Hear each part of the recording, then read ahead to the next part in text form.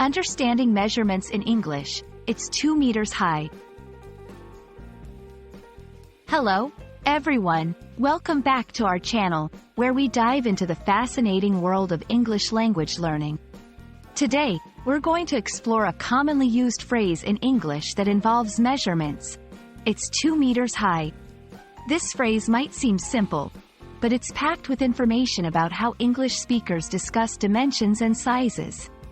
Whether you're navigating everyday conversations or academic contexts, mastering these expressions will significantly enhance your English proficiency. So, let's get started. Firstly, let's dissect. It's 2 meters high. This phrase combines a subject, it, a verb, is, often contracted to, its, and a measurement, 2 meters high. The subject could be anything from a physical object, like a tree or a building, to an abstract concept, depending on the context. The measurement part tells us about the height of the subject. In this case, 2 meters specifies the exact height, using meters as the unit of measurement, which is part of the metric system commonly used around the world. Measurements play a crucial role in our daily lives, from cooking and building to buying clothes. In English, specific terms and units are used to describe different dimensions.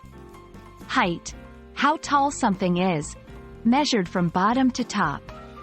Length, how long something is, measured from one end to the other.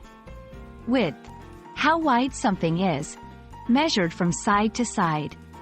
Depth, how deep something is, often used for water or holes, measured from the surface downwards. When we say something is 2 meters high, we're focusing on its height.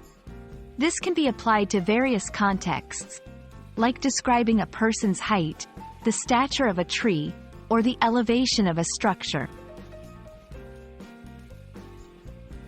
It's essential to know that English speakers use 2 main systems for measurements: the metric system and the imperial system. The metric system, which includes meters, is widely used around the world and in scientific communities.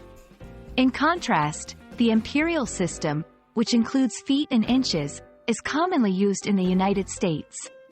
Understanding both systems is beneficial for English learners, as you might encounter both in different contexts.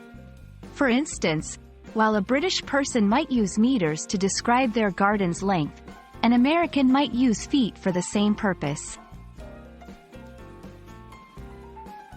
We hope this video has shed some light on how to use and understand the phrase, "It's 2 meters high" in English.